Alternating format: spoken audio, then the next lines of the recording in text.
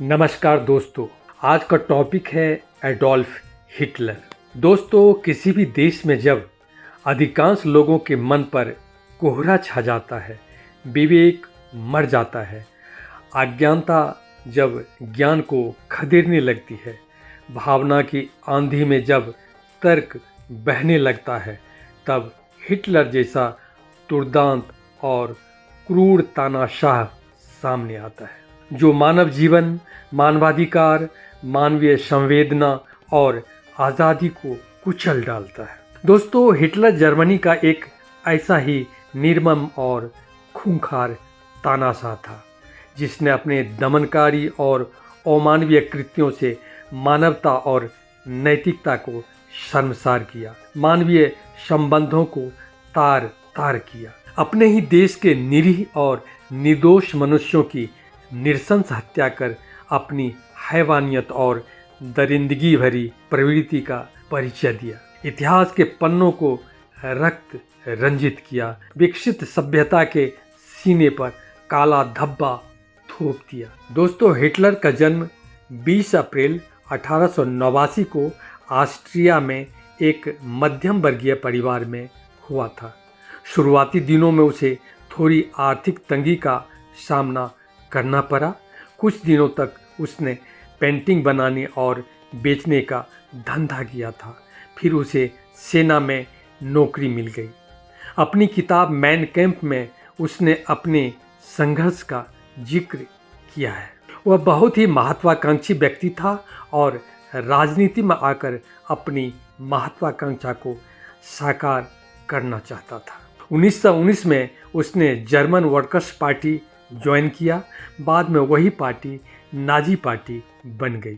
उसने मध्यम वर्ग को अपने साथ रखकर उसका समर्थन और सहयोग पाने के लिए अपनी पार्टी के नाम में सोशलिस्ट यानी समाजवाद शब्द जोड़ा, जबकि व्यवहार में उसे समाजवाद से चीड़ थी। 1932 में वह जर्मनी के प्रेसिडेंट के चुनाव में दूसरे स्थान पर रहा। 1933 में जर्मनी के प्रेसिडेंट पॉल हिंडेनबर्ग ने उसे जर्मनी का चांसलर नियुक्त किया। 1934 में प्रेसिडेंट हिंडेनबर्ग की मौत के बाद हिटलर ने चांसलर और प्रेसिडेंट के पद को एक साथ मर्ज करके जर्मनी का सर्वे सर्वा बन गया। मतलब शासन की सारी शक्ति अपने हाथ में लेकर डिक्टेटर बन गया। आगे बढ़ने से पहले यह उल्लेख करना जरूरी है कि हिटलर पर तख्ता पलट करने और जर्मनी के संसद भवन, जिसे रेहस्टाग कहा जाता है, उसमें आग लगाने का आरोप भी लगा था। हिटलर ने जर्मनी में अपनी तानाशाही सत्ता कायम रखने के लिए 4 तरीके अपनाए। पहला, उसने जर्मन सेना को अति शक्तिशाली, विशाल और खूंखार बनाने का काम शुरू किया। उसने नाजी आइडियोलॉजी को मानने वाले चहेते लोगों को बड़ी संख्या में सेना में भर्ती किया। सेना को आधुनिक अस्त्र शस्त्र और उपकरणों से लैस किया।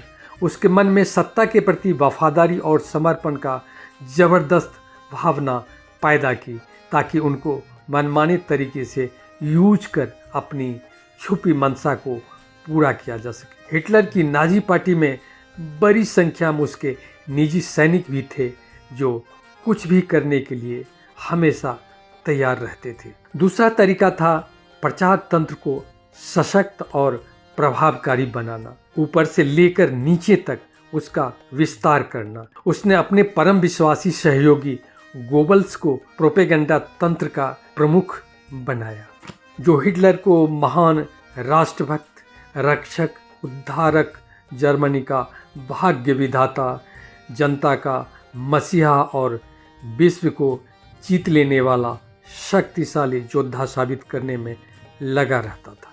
वैसे तो हिटलर खुद भी झूठ का देवता था। वह एक ओजस्वी वक्ता भी था। उसका भाषण झूठ, अहंकार, उन्माद और उत्तेजना से भरा होता था।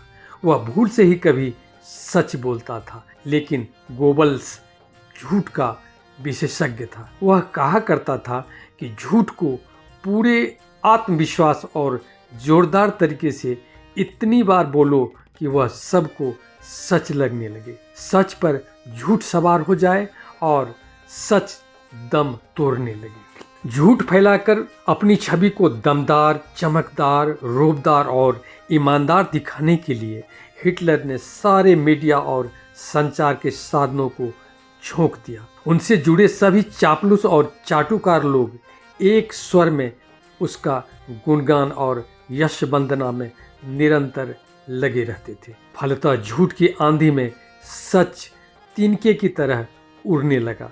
जनता का ब्रेन इस हद तक वाश हो गया कि अब उसे झूठ ही परम सत्य लगने लग गया।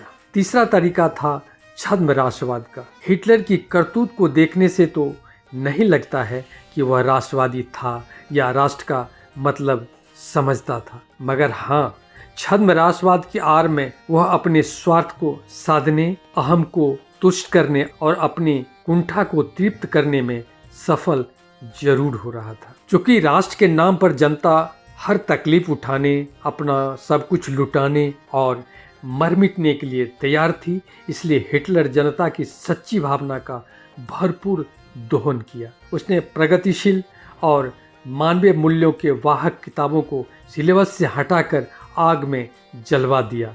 हजारों लाइब्रेरी में आग लगवा दी और उनकी जगह नाजी विचारधारा वाली किताबों को पाठ्यक्रम में शामिल कर स्कूलों और कॉलेजों में पढ़ाने का आदेश दिया।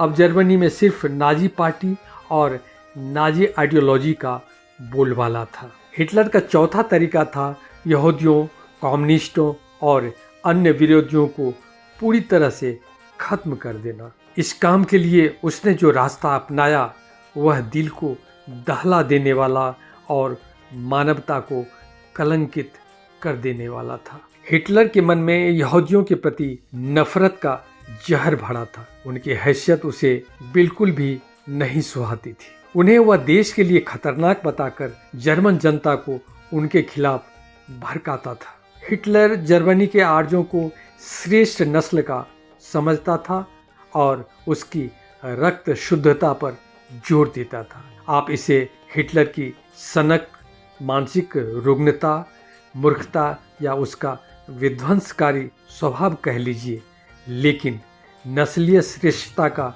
अहंकार उसके सर चढ़कर बोलता था। यहूदियों के सफाया के पीछे हिटलर दो तरह का तर्क देता था। पहला, वह आर्य नस्ल की शुद्धता बनाए रखना चाहता था।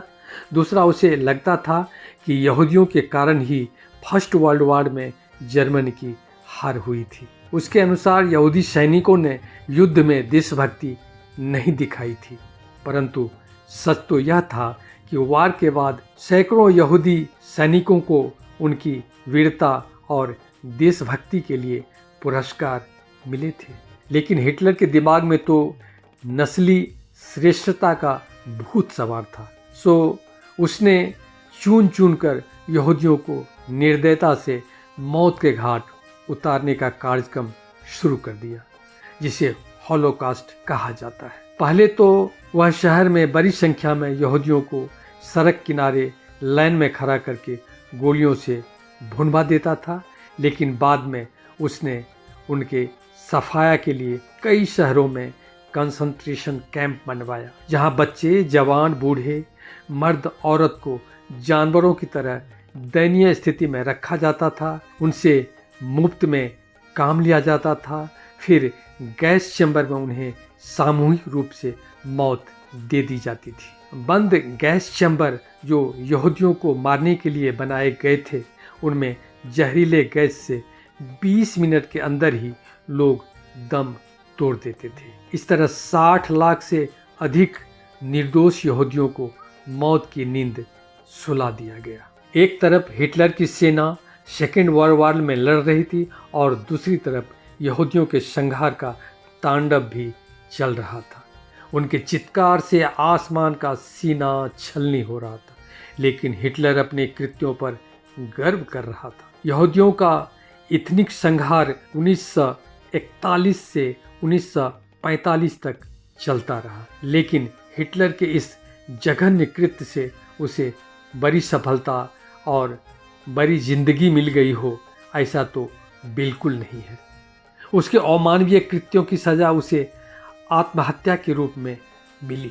सेकेंड वर्ल्ड वॉर के आखिरी दौर में रूस के आक्रमण से जर्मनी पूरी तरह से तबाह हो गया था। अब हिटलर जान बचाने के लिए बंकर में रहने लगा था। रूस की सेना ने बर्लिन को चारों तरफ से घेर लिया था। हिटलर को डर था कि उसे अगर रूसी सेना ने जिंदा पकड़ लिया तो उसे भयानक यातना देकर मारा जाएगा। इसलिए उसने अपनी पत्नी के साथ पॉइजन खा लिया, लेकिन उसे पॉइजन पर भी विश्वास नहीं हुआ।